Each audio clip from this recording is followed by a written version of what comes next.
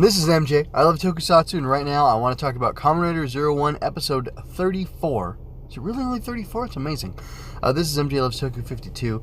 I really like this episode. For some reason, I feel pedantic enough that I want to clarify that these little discussions I do they're less reviews and they're more analysis, because I don't know necessarily what it takes to review, but I do know what it means to analyze, and I have a lot of questions to ask about these shows, or the individual episodes of this show, and particularly this individual episode. But speaking of this individual episode, let's find out who worked on it. It was written by Masaya Kakehi, who's the secondary writer for Kamen Rider 01, and it was directed by Shojiro Nakazawa, who, if I remember correctly, he comes mostly from Sentai, or has done a lot of Sentai, but over the last few years he's been doing more writer. Like, I kind of think Nakazawa did a lot of Lupot, which, check me if I'm wrong, or please correct me if I'm wrong, because I don't know anymore.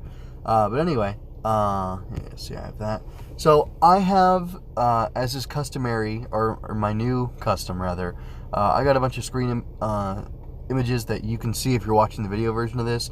If you just listen to the audio only, I'll select a few to put on my blog for you to look at as I'm going through.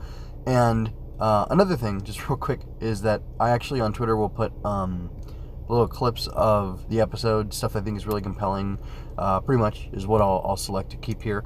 And gosh, I'm not sure what I want to talk about this episode, because there's kind of a lot of things going on. There's some quote-unquote revelation. So overall, I really like Kamen Rider 01, but I feel like the writing is uneven in some places, and I think some of the things that are uneven is that, and I'll just, I'm going full spoilers here or whatever. I mean, if you know the episode, if you've been watching the show, then these things shouldn't be surprising to you. So we find out that Horobi is a dad-type human gear, which we knew, and Aruto points us out that Professor Bot, we found out from him when Jin had hacked him or whatever and was controlling him less than 10 episodes ago.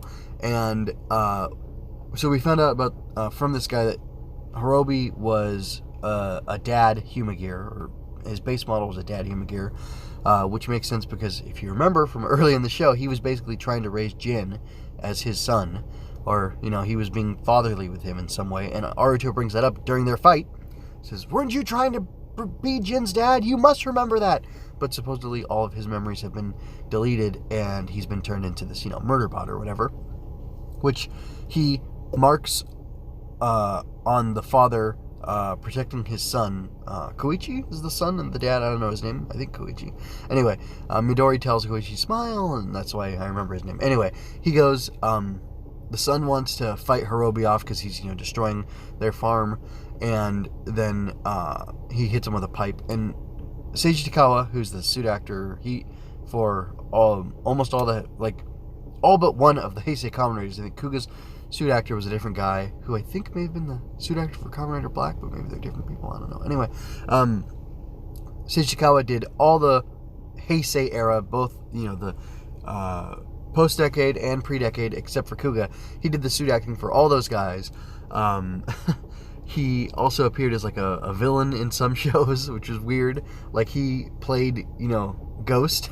He played Kamen Rider Ghost, and then he played this bad guy in Kamen Rider Ghost who was on the villain team. And was he the suit actor for the guy when he was the face actor? And then was he the suit actor too for the guy? I don't know. But anyway, because he had to be Ghost, right? Anyway, very strange. But also very cool. He's now the action director or whatever for Kamen Rider, and he happens to play Horobi. And I like the fact that, and this is a total tangent, I'm sorry, I'll get back to it. I like the fact that in his walk, his menacing walk, he looks kind of like Kiva, and he no-sells the hit from the kid with the pipe like he was Wizard Infinity, which I believe Wizard Infinity had a really awesome scene in his debut where he just gets whacked a bunch, and it has no effect on him, and Takawa does a great job with that. Anyway, so then he's going to choke this kid out, and then his dad comes along and protects him, and Horobi makes notice of that. So to me, it's obvious that there is some sort of latent memory in him of being a father, or being fatherly, or of fathers and their children. He's like, you are a pair of progenitor and offspring, aren't you? And then he's going to kill them. But then I mean, it reminds me of stuff way back where, like, Jin is saying, like, oh, this is what a family is, right? Horobi, like, help me out here. And Horobi just wants to lean on the father issues or, like, the familial connections in order to pressure Jin to do whatever he wants him to do. He's like, yeah, parents tell their children what to do and their children comply without question, Jin. That's what you're here for. So it seems obvious that so I guess I'm kind of pointing out a plot hole, but it's less that I'm pointing out a plot hole, and I'm just curious as to why the writing's inconsistent in this way. And then we have, a parallel with, supposedly Horobi's, and did I mention that Horobi is a base model, so he's based off of the father, Humagir, who raised Aruto after his real dad died, or his, flesh and blood father died. Anyway, and he's like, what are they? They called him like Hiden Sereno, or anyway. I need to watch that movie that he features in because subs are out for it now. They've been out for like 2 or 3 weeks, I think, maybe longer. But anyway, it's sitting on my phone, but I'll get to it one day. Anyway, so and Tom Constantine's isn't there. I should see that. Anyway, so there's memories of that, memories of you, and we also have this idea that Fuwa's memories were fake. We know that from last week. They were erased, and he's given the opportunity, supposedly, to get them back by Yaiba. And, Yaiba ends up clocking him and then taking him in and freeing Naki. And supposedly, I don't know if she was lying to him saying that he would get his memories back or not, but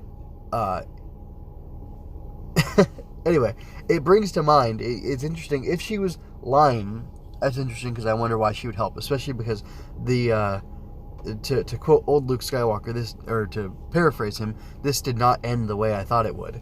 And I was really surprised by the ending, but I'll get to that in a minute. Naki awakens from within Fuwa, but it's supposed to help Fuwa get his memories back, maybe. Who knows if he will. It's kind of weird that supposedly Horobi's memories were erased in order for him to become this evil guy, and supposedly Fuwa's memories were erased in order for him to have these bad memories placed in there so that he would hate the Humagir and want to destroy them. So, Zaia and the Ark, or not Zaia, Amatsugai and the Ark both erased memories of a dude so that they could turn them into another dude who would act their will out on the world, basically. And I don't know what to say. I mean, I know the Ark was influenced by Matsugai because he basically poisoned it against humanity 12 years ago in order to prove that technology can't be trusted. I don't get the point, man. But that's something for another time, I guess. I should move on from here. By the way, I love this, how awkward it is when Horobi takes Midori hostage. It looks like an awkward dude putting his arm around a girl, like in front of her family or friends or something, and like they just started dating. Anyway, very strange. But I should have had this image up with father and son. Anyway, it seems interesting to me that at the very end of the episode, when Aruto is able to beat Horobi through his righteous anger for him, killing Midori after he handed over the Ikuzuchi information, that Naki awakens, and it turns out that she is hacking Metsubo Jinrai, or no, she's part of Metsubo Jinrai, and she's hacking Zaia's network and causing everybody who has a Zaia Spec to go berserk and, start attacking other people. And they're acting like they're Magir, and they're saying something like, humans must be destroyed or humanity must be destroyed. And I find it interesting that she's able to do that once she's released. And a couple other things. So she was an old style Humagir, but she's been put into this new style Humagir body, and she's got, like Izu's style, the newer style of the earphones or whatever, the headgear, Humagir headgear, and she seems super powerful because she's able to hack the network just like that. And it's interesting to me. It makes me wonder, all those times where Fuwa was able to break through, he was able to force these things through, was that really Naki? And is she, like, secretly the power behind how he was able to do all this stuff so far. Not that he doesn't have the will, whatever, but was some part of him being able to do all those things the responsibility of Naki? And will he be able to transform like he was before? Can he use Rampage Bullet? Can he use anything? I don't know. It'll be interesting to see what happens. In the next episode. And because by the end of this one, he was completely out of it and not in any shape for action. But it just kind of brings to mind, like, to me, that's kind of an interesting question. Who was really responsible for all those things he was able to do? Was it Naki? And was she captured by Amatsugai and tucked away into this chip in his head, in Fuwa's head, in order to seal her away, but also leverage her capabilities? So he didn't want her working against him, and instead of destroying her for whatever reason, he decided to use that data and nerf her abilities, and then sidestep or deflect or redirect the energies and the abilities that she has in order to create this other rider in order to set up his whole plan for the Raid Risers. Because in the beginning of the episode, he does mention that it's time to move on to the next phase with the Raid Risers, and he sees that when he happily sees the report, or after he happily receives the report that the Zaia Spec sales are up. So I don't know, but then he's confused about the hacking. But wouldn't the Raid Risers be a perfect thing to fight against the rampaging Zaia Spec people? I don't know. I don't know where the show's going, especially because hopefully this ties it all together. Horobi at one point tells homeboy Aruto that technology will be humanity's downfall, or that technology is driving humans towards extinction. And he mentions this, I think, right after he says that humans are arrogant because they, capture and trample and poison nature, and then try to harness it to make it their own. And like that farm, that super technical farm, or high-tech farm, is like an encapsulation of that, or an emblem of that, which I thought was a neat idea. But at the same time, I thought that farm was a super neat idea, because if you could control the the humidity and the environmental factors artificially, you could potentially have a year-round garden, and I think that's really cool. And I don't know enough about horticulture or gardening or whatever to know if people are already doing something like that. It wouldn't surprise me, because I don't know that Masaya Kakehi is a gardening expert, but maybe he is. But I would think that's just something pulled from real life and kind of amplified in the show for dramatic effect, or for to have a really neat thing that they talk about. But anyway, if technology is driving humanity towards its destruction, then is that the purpose of technology? To cause people to die? Because, like I said last time, the purpose of machines and I can't remember what else, the tools, is to cause human flourishing. So obviously it's a flawed ideology, and I don't know, is that the point of the show? Is Yu Takahashi a Luddite? I don't think that's possible, but I guess we're getting a heavy dose of the villain's perspective on the show. But then we're kind of seeing it proved out, because the Zaia Specs are being hacked and making people go berserk and cause destruction, maybe death. I don't know how far it's gonna get, but people have Zaia Spec all over the place, and if they're all rampaging, then they're the odds are pretty high that they'll be able to do some real damage. So I mean, at the end of the show, or at the end of the arc or whatever, you will have had a bunch of people wearing Zaia Specs rampage and go bad and cause all this destruction, and then you will have had Humagear, which are artificial intelligence, which the Humagear, or the son Koichi, I think, says that, with this Zaia Spec, I'm leveraging the power of an AI. I'm like a Humagear. And so you've got humans who become like Humagears, becoming destructive. You have Humagears, which are artificial intelligence designed to be kind of like humans, becoming destructive. But ultimately, all the source of that is from Amatsugai poisoning Arc, causing Arc to do that. So is the point to have really good antivirus software? Is it to soft pedal on because it's not even, he got into the source code, man. Anyway, or is it to soft pedal moving forward and embracing artificial intelligence? And what about the racism code that this is all under? accepting people of different races because they seem to accept the Humagir as like a whole another race. Like, so I don't know. Is this they're South Korean migrant workers that are supposed to be represented by these Humagir? I really don't know. I can't tell. I don't know where the show is going necessarily. And I mean, I'm being entertained by it. The fights are good and everything.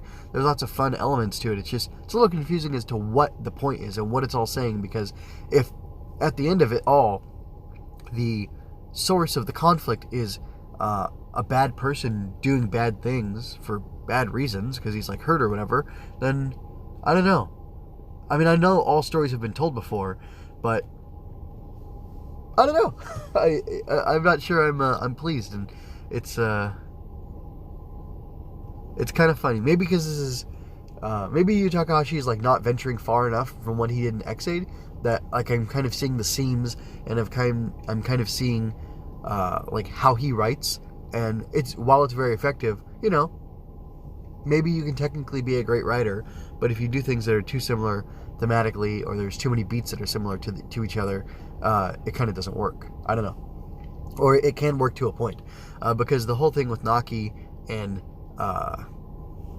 Fuwa being this unit that work together, and then at the end she becomes, she separates from him and becomes a villain, kind of reminds me of spoilers for Xaid, and how Emu was able to, have his power all along, how he was able to be one of the doctor writers, and what happened between him and a foe in the show. And I wonder if we'll see a similar turn for Naki. I don't really know. But it is kind of interesting to me. Anyway, one of my favorite things about the show is like all the style it has, and they put Horobi in front of a sign that warns of danger, like while he's transforming and stuff, and it's just really cool. And it also has like a stop sign next to him here, "Do not enter, danger," and he's standing in front of that while he henshins, and that's pretty cool to me. I don't know that I have anything else I want to talk about, so I'm gonna go ahead and get out of here. Basically, I'm gonna get out of here. Again, I like the show. I don't know where it's going. I don't understand where it's going. But like the action was really good, and there are interesting things going on overall. It's just I don't understand necessarily what any of it all means. But I'm being entertained in the moment, and that's good. Although I am curious, like Jin pops over here and he steals the Ikuzuchi, data or whatever, which supposedly will complete Metsuho Jinrai. He seemed like he was going a different path than Horobi, and that was according to Ark's will as well, wasn't it? That's what I thought. That's the impression I got, but things are very vague and unclear, so it's hard to tell where exactly things are going, so it'll be interesting to see what happens, and I am looking forward to the next episode. But anyway, I'm going to get out of here. Take care, everybody. Do you think, a closing question, do you think, is Fuwa like Emu in that he has, a bad guy helping him all along? First of all, first question, level 1. Level 2, does that mean Naki's been responsible for all the good things that he's been able to do as far as breaching the technology? Has she kind of helped him to hack those things, and him forcing the keys open is like a physical manifestation of what she's been doing on the technological side from within him because of the chip in his head? Because I think that's an interesting angle. Anyway, again, take care, everybody, and remember, you don't have to shout henshin to be a hero.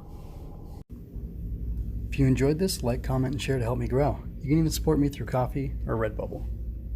Visit mjmunoz.com/podcast to find a variety of my podcasts where I analyze Star Wars, tokusatsu, comics, and more. You can always chat with me at mj_scribe. I'm on Twitter there. And if you visit mjmunoz.com/support, you can find out about all the ways you can support me and help me to grow and keep on doing this kind of creative work that I enjoy so much. Thank you, and take care.